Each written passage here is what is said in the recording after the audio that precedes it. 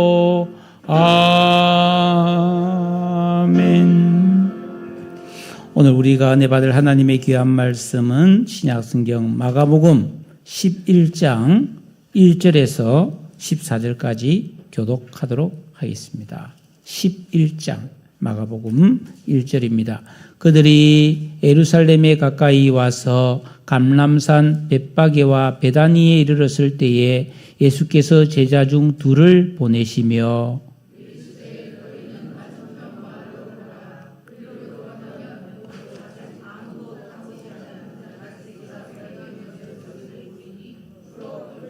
만일 누가 너희에게 왜 이렇게 하느냐 묻거든 주가 쓰시겠다 하라. 그리하면 즉시 이리로 보내리라 하시니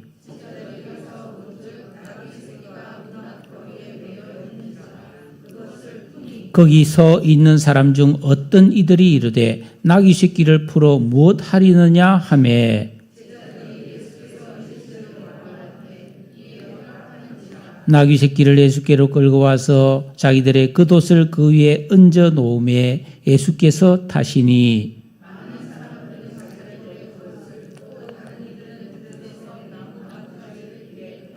앞에서 가고 뒤에서 따르는 자들이 소리 지르되 호산나 찬송하리로다 주의 이름으로 오시는 이여.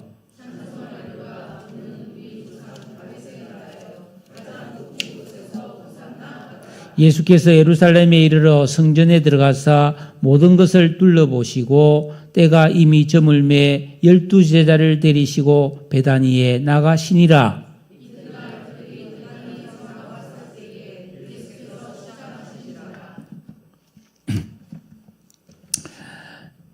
멀리서 잎사귀 있는 한 무화과 나무를 보시고 혹 그 나무에 무엇이 있을까 하여 가셨더니 가서 보신즉 잎사귀 외에 아무것도 없더라. 이는 무화과의 때가 아님이라. 예수께서 나무에게 말씀하여 이르시되 이제부터 영원토록 사람이 내게서 열매를 따먹지 못하리라 하시니 제자들이 이를 듣더라. 아멘. 예. 어쩌다가 우리가 제주도 여행을 가면 관광 코스에 민속촌이 들어있어요. 그 민속촌에 딱 가면은 뭐 이렇게 갈대로 지붕을 만든 초가집 같은 집이 있고 그 제주도의 토박이들이 관광 안내를 하면서 뭐 특산품도 판매하고 참 많은 에피소드가 있었습니다만 알아듣기 힘든 제주 방언을 재미있게 가르쳐 주기도 합니다. 뭐 몇 개를 찾아보면 제가 외우지는 못하고 찾아보건데 나 인역 소모소 소랑 햄수다. 무슨 말이 여러분 아시겠어요? 네? 나 인역 소모소 소랑 햄수다. 나는 당신을 너무너무 사랑합니다. 근데 꼭 빠지지 않는 재미있는 이야기가 요즘 뭐 한참 드라마 제목으로 유명한 폭삭 속았수다 라는 말이 있는데 처음에는 이게 완전히 거짓말에 속아 넘어갔다 뭐 이런 뜻인 줄 알았는데 그게 아니고 수고 많이 하셨습니다 이런 뜻이라는 거예요. 뭐 지금 이 드라마가 막 굉장히 인기를 끌고 해외에서도 많은 사람이 드라마를 보고 눈물을 흘렸다 뭐 이런 뭐 뉴스가 많이 나오고 있습니다. 저도 앞부분을 보았는데 그 내용인즉슨 한 소녀가 부모가 일찍 죽어요. 그래서 고아로 천대를 받으면서 그렇게 살아야 되는 뭐 한 소녀와 이 소녀를 어린 시절부터 지극히 사랑한 한 소년의 이야기인 것 같아요. 일평생 그래서 우여곡절 끝에 결혼을 하고 자녀를 낳아 기르고 그리고 주변 사람들과 어울려 살아가는 그런 참 고생 많이 하며 사는 평범한 사람들의 이야기인데 참 잘 만들어진 드라마인 것 같아요. 여러분, 한 사람이 이 세상에 태어나 누군가를 평생 동안 변함없이 사랑하고 그리고 이 세상을 가족을 위해 성실하게 바르게 열심히 산다는 것은 절대로 쉬운 일이 아닙니다. 만약에 여러분들 중에 그런 분이 있다면 훌륭한 사람이에요. 아무도 알아주지 않아도 내가 누군가를 사랑하고 가족을 위해서 열심히 살았다. 참 귀한 인생이죠. 더구나 가정사가 끼고하고 너무너무 가난하고 고생과 슬픔이 많은 삶을 살면서도 정직하게 살고 가족을 사랑하며 살았다면 이거는 그냥 될 일이 아니고 딱 속았수다. 그러니까 큰 고생과 수고를 감수해야 가능한 일이다라는 것이죠. 그래서 많은 고생과 인내와 슬픔을 견디면서 그렇게 늙어가는 인생이 노년에 작은 행복을 맛보는 이야기는 많은 사람에게 공감과 눈물을 자아내는 것이죠. 요즘 우리 새벽기도 시간에 히브리서를 묵상하고 있는데 히브리서 5장 7절에 보면 그는 육체에 계실 때에 자기를 죽음에서 능히 구원하실 이에게 심한 통곡과 눈물로 간구와 소원을 올렸고 그의 경건하심으로 말미암아 들으심을 얻었느니라. 예수님도 사람의 몸을 입고 이 땅에 오셔서 죄인인 우리들과 똑같이 연약하고 고통과 슬픔과 가난과 멸시를 많이 겪으시고 십자가에 달려 죽으셨습니다. 그러나 예수님은 언제나 사랑과 성실함을 잃지 않으셨다는 거예요. 왜죠? 우리를 위해서. 우리 구원을 이루시기 위해서 싹 속았던 분이 예수님이다. 이 말이에요. 오늘은 교회 절기로 종려주일입니다. 2000년 전 이 땅에 사람의 몸을 입고 찾아오신 예수님께서 33년의 생애를 마무리하시고 이제 십자가에 달려 죽으시기 일주일 전에 어린 나귀 새끼를 타고 예루살렘 성에 들어간 그날을 기념하는 절기입니다. 그래서 오늘은 종려주일. 왜 종려주일이냐면 예수님이 나귀를 타고 예루살렘에 들어갈 때 사람들이 종려나무 잎사귀가 요리 생겨서 손가락처럼 생겨서 이걸 막 흔들었어요. 그래서 그날을 종려주일이다 그렇게 하는데 그래서 그날이 지난 내일부터는 고난주간, 일주일간의 고난주간이 시작되고 금요일에 십자가에 달려 죽으시고 3일 만인 주일에 다시 살아나셨으므로 다음 주일은 부활주일로 지키는 것입니다.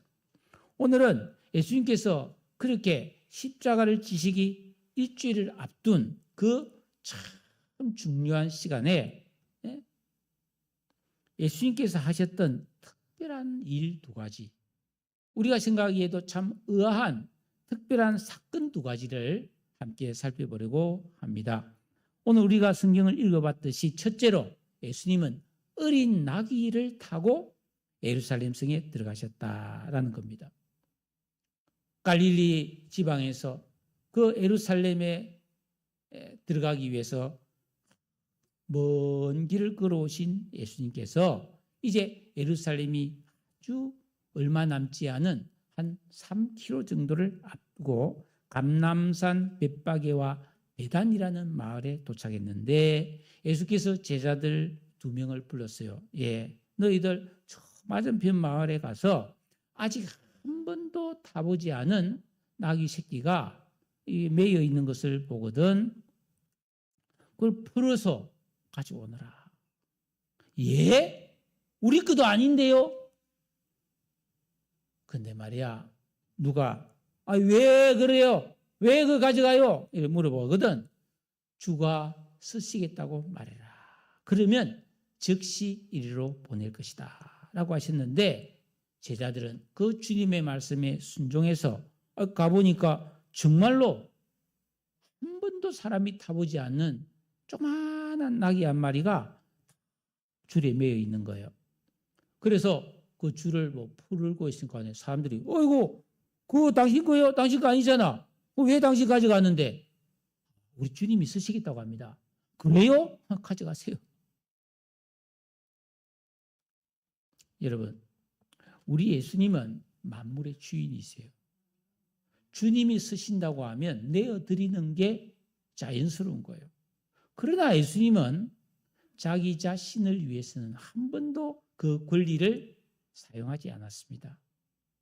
주님께서 이렇게 어린 나귀를 필요로 하신 것은 바로 이 오래전에 하나님께서 예수님이 이 땅에 오셔서 마지막 예루살렘에 들어가실 때는 어린 나귀를 타야 된다고 말씀하셨기 때문에 그 말씀에 순종하시기 위해서 하신 거라는 거예요. 제자들이 그 나귀를 끌고 오니까 이제 예수님이 타셔야 되잖아요. 그래서 제자들이 겉옷을 벗어서 나귀 등에 다 태웠습니다. 근데 왜 하필이면 예수님은 큰 나귀도 있고 노새도 있고 말도 있고 많은데 왜 하필이면 나귀였을까요? 율법에 따르면은 이 나귀는 부정한 동물이었습니다.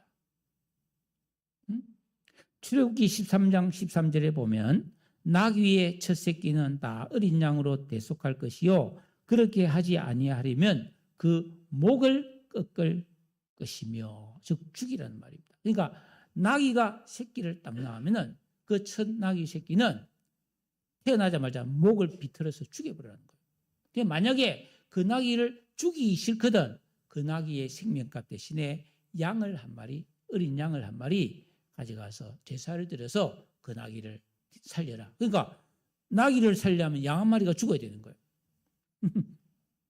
왜 그랬을까요?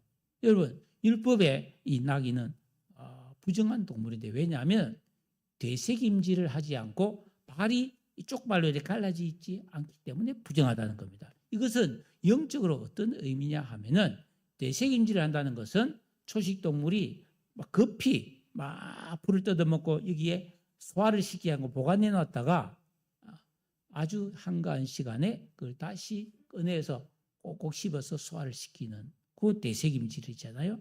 그러니까 어릴 때 보면 소나 이런 거 보면은 그 외양간에서 혼자서 계속 껌 씹듯이 씹고 있어요. 그죠? 이걸 뭘 상징하냐면 하나님을 믿는 백성들은 하나님의 말씀을 계속 되새김질해야 된다는 거예요. 하나님의 말씀 듣고 잊어버리지 말고 또 생각하고 계속 되새김질해서 하나님의 말씀을 소화해야 된다는 거예요. 그래서 그 말씀이 피가 되고 살이 되어야 된다. 그리고 이 양이나 소나 염소는 그 발굽이 쪽발로 이렇게 갈라져 있어요. 근데 말은 그냥 하나로 되어 있잖아요. 그죠? 쪽발이 아니잖아요. 근데 쪽발이 아니면은 부정한 거예요. 그 쪽발은 뭘 상징하냐? 갈라져 있다는 것은 세상과 다른 분리된 거룩한 삶을 산다는 뜻이에요. 그런데 이 토끼 같은 것은 되새김질을 하지만은 굽이 갈라지지 않고 돼지는 쪽발이지만 되새김질을 하지 않고 부정한 동물이다 그런 것들은. 근데 이 나귀는 되새김질도 안 하고 쪽발도 아니고 완전 부정한 동물이라는 거예요. 네? 자, 근데 이 나귀 새끼를 살리려면은 양 한 마리를 대신 바쳐서 죽이고 이 나귀를 살리는데 이걸 대신 속죄해서 살린다는 뜻이에요. 그러니까 이 나귀는 사실은 옛사람 아담 안에 있는 부정한 죄인인 사람을 상징하는 거예요. 아무리 그 사람이 유능하고 깨끗한 척 하여도 하나님 앞에서는 부정한 나귀와 다름없는데 예수님은 바로 이런 부정한 나귀와 같은 죄인들을 대신하여 죽는 어린 양으로서 지금 오셔서 십자가에 달려 죽으시기 위해서 예루살렘에 오신 것이죠. 자, 그때는 유월절이라는 유대인의 큰 명절을 앞두고 있었기 때문에 이 유월절 되면 이스라엘의 모든 12살 이상 된 남자는 예루살렘 성전에 와야 돼요. 의무예요, 의무. 그러니까 많은 사람들이 예루살렘으로 몰려들고 있던 시기였다는 것입니다. 예수님께서는 그런 사람들 틈에서 어린 나귀를 타시고 베다니에서 예루살렘까지 약 3km의 정도를 카프레이드 하듯이 가실 때에 사람들이 그 모습을 보고 깜짝 깜짝 놀란 거예요. 왜냐하면은 구약 성경 스가랴 9장 9절에 보면 시온에 따라 크게 기뻐할지어다 예루살렘에 따라 즐거이 부를지어다 보라 너의 왕이 너에게 임하시나니 그는 공의로우시며 구원을 베푸시며 겸손하여서 나귀를 타시나니 나귀의 작은 것 곧 나귀의 새끼니라. 그러니까 이스라엘 백성들은 장차 이 땅에 우리를 구원할 왕 메시아가 오는데 그분은 와서 나귀 새끼를 타고 오신다라고 구약 성경이 기록했기 때문에 이스라엘 백성은 다 알고 있는 거예요. 그런데 뚝 보니까 예수님이 나귀 새끼를 타고 딱 예루살렘에 가고 계신데 이 예수님은 이미 유명한 사람이잖아요. 무슨 병이든지 고치시고 많은 무리에게 오병이어로 먹을 것을 주시고 죽은 자도 살리고 그런 분이신 걸 다 아는데 더구나 긴가민가 하고 있는데 나귀 새끼를 딱 탄 거 보니까 아이고 이분이 바로 하나님 보내신 메시아가 맞구나. 그러니까 사람들이 막 박수를 치고 찬송을 부르면서 거기 10절에 보니까 앞서가고 뒤서가고 막 소리를 지르며 호산나 찬송하리로다 주의 이름으로 오시는 이여 우리 조상 다윗의 나라여 가장 높은 곳에서 호산나. 이 호산나란 말은 주여 우리를 구원하소서 우리가 기도하나이다 이런 뜻이에요. 한번 해볼까요? 호산나 호산나 주여 우리를 구원하소서 우리가 기도하나이다. 막 호산나 하고 막 엄청나게 열렬하게 반응을 했다라는 겁니다. 근데 사실 그 모습은 굉장히 우스꽝스럽겠죠. 말하자면 제가 여기 주일날 설교하려고 들어올 때 세발 자전거를 타고 이래 들어오면은 좀 무섭지 않겠어요? 아이고 목사님 세발 자전거를 타고 저렇게 오시나? 그럴 건데 예수님이 그랬다는 거예요. 아직 나귀 새끼 조그만한 거 강아지만한 걸 타고 발이 땅에 닿아가지고 나귀도 막 이게 왜 이리 무겁냐 뭐 한 번도 태워보지 않았으니까 이게 뭐야 이런데 막 그렇잖아요.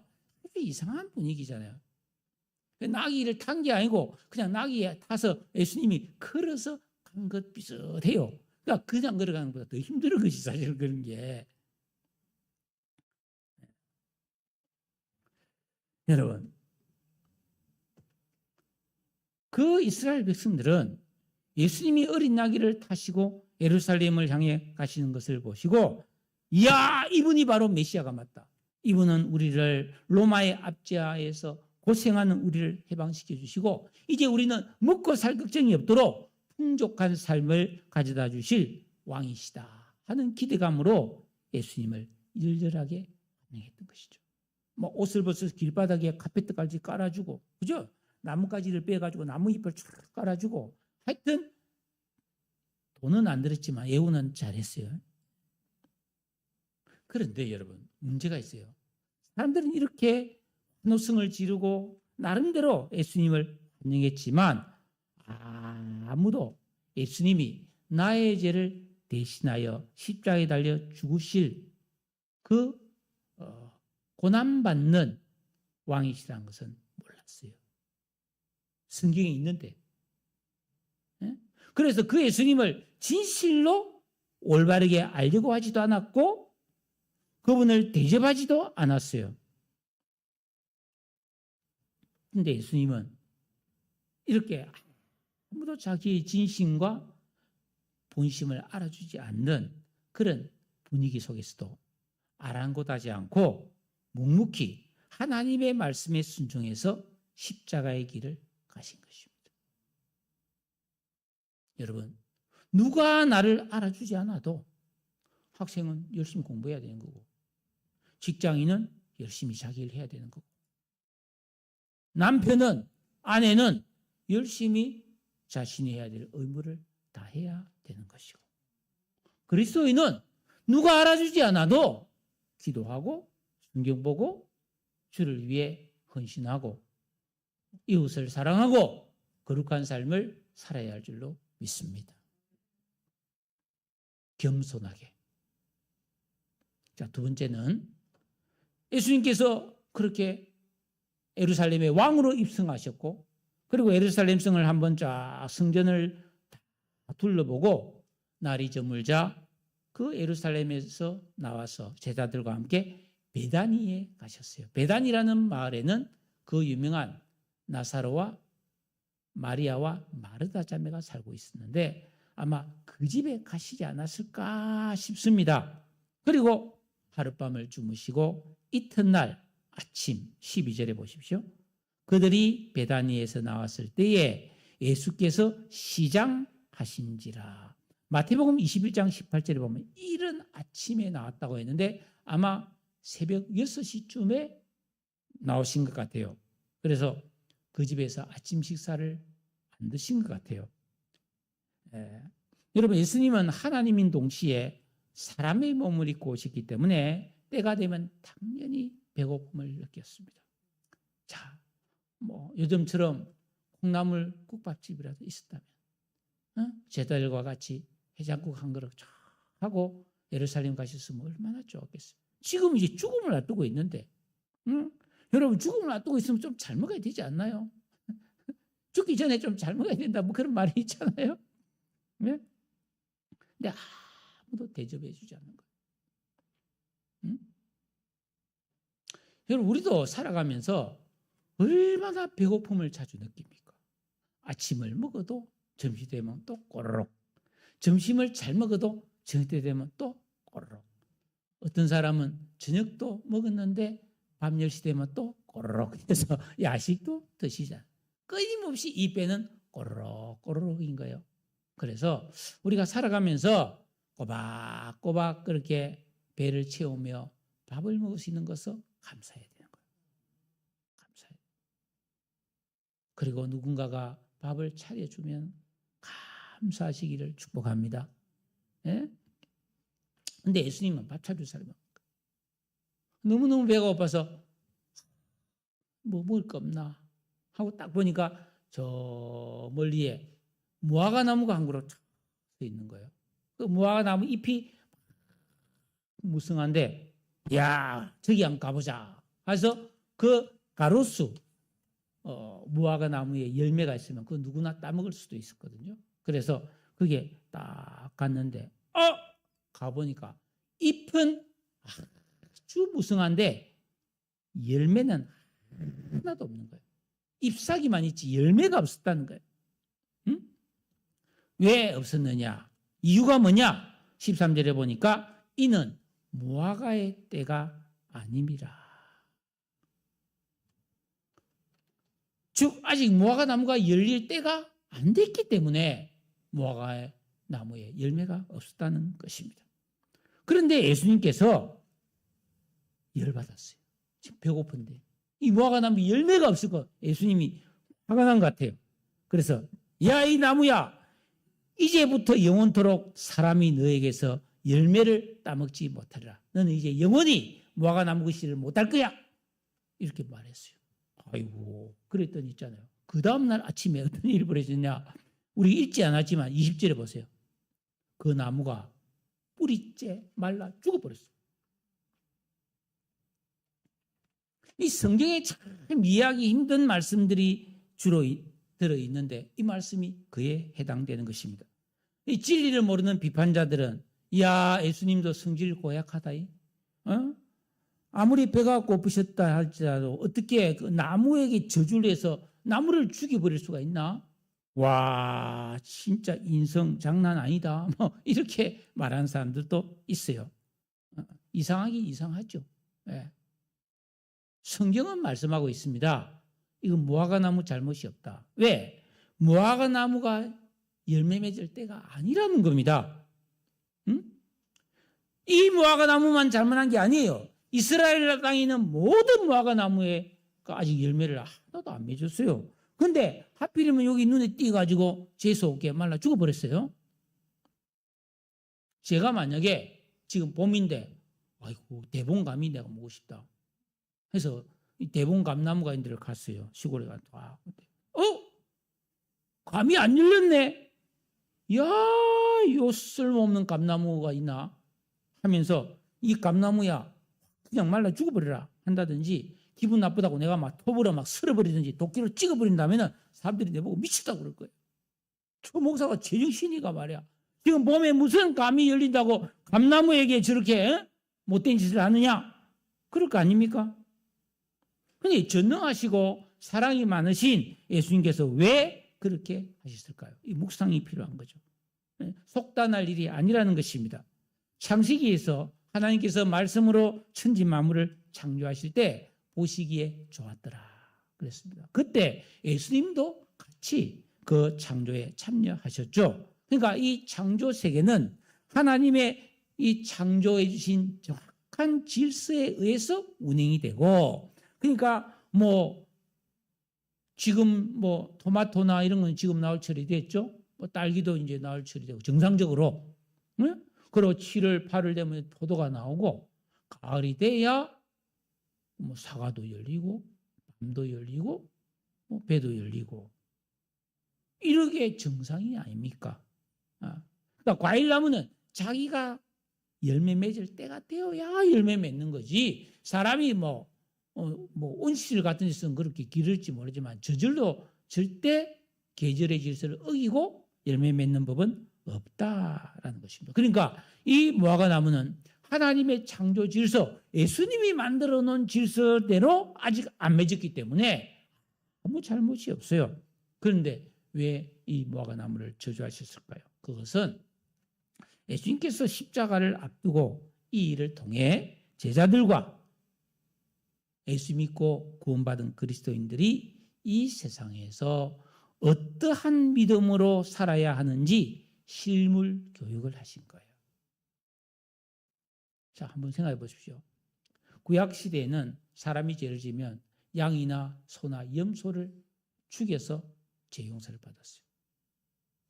아무 잘못 없는 소나 양이 내가 죄를 지으면 죽어야 되는 거예요.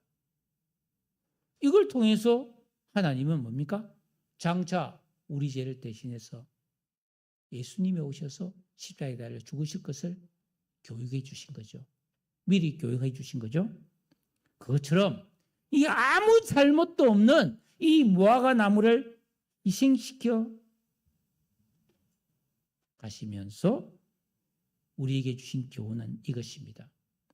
예수 믿고 구원받은 성도는 이 세상에서 살아갈 때 자기 형편, 사정에 맞춰서 신앙생활을 하면 안 된다라는 것입니다.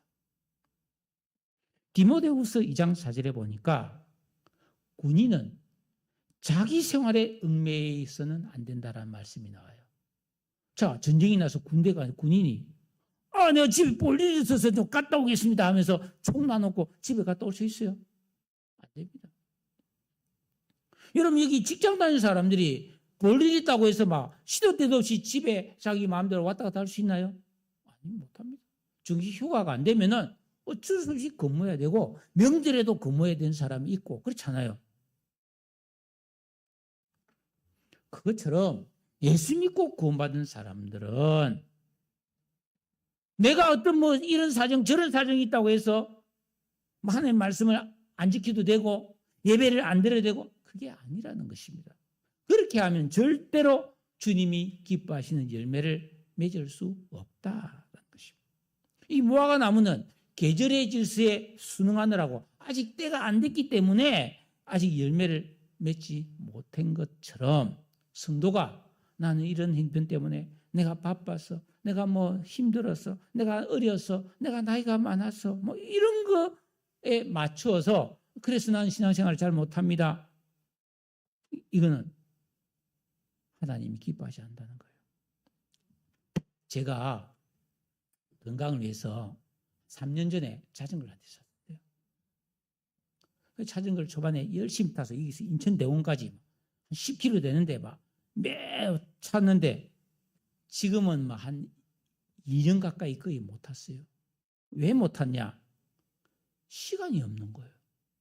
자, 일주일에 월화수목금토일인데 저는 주일은 자전거를 절대 못 타요. 그리고 제가 정해놓은 방식은 수요일 예배 있고 금요일 예배가 있기 때문에 예배가 있는 날은 제가 어디 될 수 있으면 특별한 일을 안 합니다. 왜냐하면 예배 준비를 해야 되기 때문에. 그리고 토요일은 주일 준비해야 되기 때문에 또 다른 일을 못해요. 그러니까 수요일, 금요일, 토요일, 주일 빼고 나면 월요일, 화요일, 목요일만 남잖아요. 이 3일 동안 내가 시간 나와서 자전거를 타는데 겨울에는 추워서 못하고 여름에는 더워서 못하고 봄에는 황사 미세먼지 때문에 못하고 비 오면 못하고 약속 있으면 못하고 시간이 없는 거예요. 할 수 있는 시간이 도저히 안 나는 거예요. 그래서 자전거 집 방치해 놨습니다. 그런데 제가 보니까 비가 오나 눈이 오나 막 한겨울에도 꿋꿋하게 자전거를 타고 다니는 사람은 막 얼굴 다 감고 막 열심히 타는 사람은 타요. 그러니까 진짜 자전거를 타려면은 뭐 날씨 불문하고 하여튼 무조건 타야 타는 거지요. 그것처럼 예수 믿고 거듭난 중생한 그리스도인은 내 형편과 사정이 어떠할지라도 하나님을 내 인생의 진정한 주인과 왕으로 모시고 어떤 고난 어려움 속에서도 계명을 지키고 주기도를 붙들고 기도하는 영적인 삶을 살아야 할 줄로 믿습니다. 학생이 뭐 아이고 뭐 때문에 공부 못하고 뭐 때문에 공부 못하고 뭐 때문에 공부 못하는 거지. 그런 거 다 제쳐놓고 자기 할 일을 하는 사람이 성공하는 거죠. 응? 옛사람 아담 안에서 우리에게 유전돼 버린 악한 본성과 이 불법과 죄가 가득한 세상을 거슬러 살아야 변화와 성숙이 가능한 것이 이 세상에 적응해 버리면은 절대로 우리는 영적인 사람이 되실 수가 없다는 것입니다. 우리의 신앙 양심이 살아나고 아담 안에 있는 옛사람의 악한 의식, 지각, 인격, 감성이 뽑혀나가는 길가 돌박 가시밭이 뽑혀나가려면 땅을 파는 수고가 있어야 되는 거지 그냥 내버려 둬서는 안 된다는 말이에요. 응? 나의 환경과 여건을 뛰어넘어서 하나님의 말씀에 적중된 순종을 해야지 이런 일 저런 일 이 핑계 저 핑계 내 기분 감정 형편에 맞춰 살면 하나님 말씀대로 못 삽니다. 자, 예수님께서 시장하셨다고 했잖아요. 예수님은 당연히 육신을 가졌기 때문에 그 당시에 사람들이 먹는 빵이나 고기나 생선인 같은 과일 같은 양식을 잡수셔야 됩니다. 그런데 예수님이 정말로 간절히 먹고 싶은 양식은 따로 있었어요. 예수님이 진짜 좋아하는 양식이 뭘까요? 요한복음 4장 34절. 우리 보이시면 같이 한번 읽어볼까요? 시작. 예수께서 이르시되 나의 양식은 나를 보내신 이의 뜻을 행하며 그의 일을 온전히 이루시는 이것이니라. 예수님이 정말로 좋아하는 양식은 하나님의 뜻을 행하고 하나님이 기뻐하시는 일을 온전하게 이루는 게 예수님이 진짜 좋아하는 양식이라고 성경에 되어 있어요. 구원받은 성도는 계명 순종과 기도를 통해서 하나님 뜻을 정확하게 분별해서 그 주님의 일을 함으로써 즉 주기도면 이것은 하늘에서 주의 뜻이 이룬 것처럼 땅에서도 이루어지기를 원합니다. 하나님 뜻을 이루기 위해서 내가 해야 될 일은 순종, 기도, 인내, 헌신입니다. 그러니까 순종, 기도, 인내, 헌신을 통해서 우리가 하나님 뜻을 이루어 드릴 때 주님이 아이고 배부르다. 네가 나한테 진짜 좋은 음식을 대접했다라고 고마워한다는 것입니다. 예수님께서 잎사귀만 무성하고 열매 없는 무화과를 저주하신 것은 그 당시에 많은 사람들이 하나님을 믿노라고 합니다. 서기관과 바리새인들은 종교 의식이라든지 이런 종교 활동을 열심히 했습니다. 즉 신앙생활에 잎사귀는 무성한데 하나님 뜻을 행하며 하나님 뜻을 이루는 열매는 없었다. 그래서 예수님은 나 너무 배고파야 그런 거예요. 나 지금 너무 배고프다. 너희들은 잎만 무성한 나무야. 너희들은 지금 열매를 맺지 못했어. 그래서 내가 너무 배고픈 거야. 이렇게 한탄하시면서 무화과 나무에 늘 주신 것이죠. 이런 사람을 저 유다서에서는 물 없는 구름이요, 열매 없는 가을나무요, 캄캄한 흑암으로 돌아갈 유리하는 별들과 같다. 멋있는 표현들을 하고 있습니다. 여러분, 우리가 인생을 살 때 바쁘게만 살았지 실속이 없이 살면 그 인생은 실패예요. 그러니까 우리가 폭삭 쏟듯이 이렇게 막 고생하며 수고하며 살았는데 그게 허상이면, 우리 죽음과 함께 다 사라지고 아무것도 안 남으면 그건 실패죠. 하나님 나라에서 영원한 보물을 쌓는 열매 있는 삶을 살아야 우리는 성공한 삶이고 복 있는 삶인 줄로 믿으시기를 바랍니다. 그렇기 때문에 성도는 이 세상에서 내 형편과 처지와 환경에 맞춰 살면 안 되는 거예요. 어떤 형편에 있든지 말씀에 순종하고 기도하면서 믿음대로 살아야 선한 열매를 맺을 수 있고 주님을 대접하는 영원한 상급과 보물을 우리가 저장할 수 있습니다. 예. 제자들이 그 다음날 그 옆을 지나가는데 아이고 무화과나무가 말라 죽었거든요. 그래서 아이고 주님, 어제 저주하신 무화과나무가 말라 죽었네요. 그러니까 마가복음 11장 22절 한번 펴보시기 바랍니다. 여러분 22절 23절 다 같이 한번 읽겠습니다. 시작. 예수께서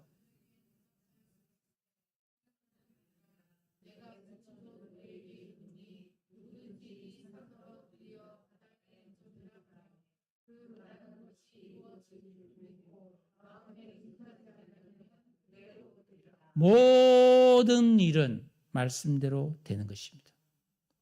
하나님의 말씀, 일은 반드시 되는 하나님 말씀에 내 인생, 내 생명을 걸고 순종할 때 모든 것을 주관하시고 통치하시는 하나님의 섭리에 의해서 내 인생에 좋은 일이 이루어지는 역사가 일어날 줄로 믿습니다.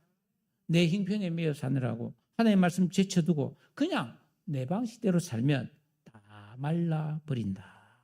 예? 믿고 순종해야 약속대로 열매가 맺어진다라는 것입니다. 그래서 히브리서 11장 6절에 보면 믿음이 없이는 하나님을 기쁘시게 하지 못하나니 하나님께 나아가는 자는 반드시 그가 계신 것과 또한 그가 자기를 찾는 자들에게 상 주시는 이심을 믿어야 할지니라. 오직 믿음으로 살아낸 삶에만 상이 있는 것입니다. 그런데 이 세상을 보면은 가난하면 가난해서 잘 못 믿고 부자는 풍족해서 돈 쓰느라 잘 못 믿습니다. 성공하면 바빠서 잘 못 믿고 재능이 뛰어나면 그 재능을 사용하느라고 잘 못 믿습니다. 일하느라 바쁘고 노느라고 바빠서 잘 못 믿습니다. 잊을 수 없는 새신자가 한 명 있었어요. 모르게 한두 달인가 다녔나? 이 교회를 안 나온 거예요. 그래서 신방을 갔죠. 어째서 교회를 못 오셨습니까? 그러니까 목사님, 나물 떠들어 가느라고 교회를 못 갔습니다. 봄에 나물 숙회로 간다고 교회를 못 갔다고. 그렇습니까? 나물 많이 뜯었습니까? 예. 뭐 의식이 없으면 그럴 수도 있죠. 예. 사랑하는 여러분, 열등의식 때문에 어떤 사람은 교만 때문에 말씀대로 살지 못합니다. 성도들은 이런저런 것에 얽매여 살면 안 됩니다. 하나님을 제대로 믿어야 합니다. 하나님의 말씀을 우선순위를 두고 나의 영혼을 준비해야 합니다. 하나님은 우리의 생사를 주관하시는 분이고 참된 복을 영원히 주실 수 있는 분은 하나님밖에 없어요. 네. 그러므로 내 형편, 내 기분, 감정에 얽매이지 않는 그냥 오로지 하나님 말씀을 내 삶의 우선순위에 두고 순종과 기도의 진정한 영적 생활을 함으로써 주님을 대접하고 이웃을 사랑하는 믿음의 성도들이 되시기를 우리 주님의 이름으로 축복합니다.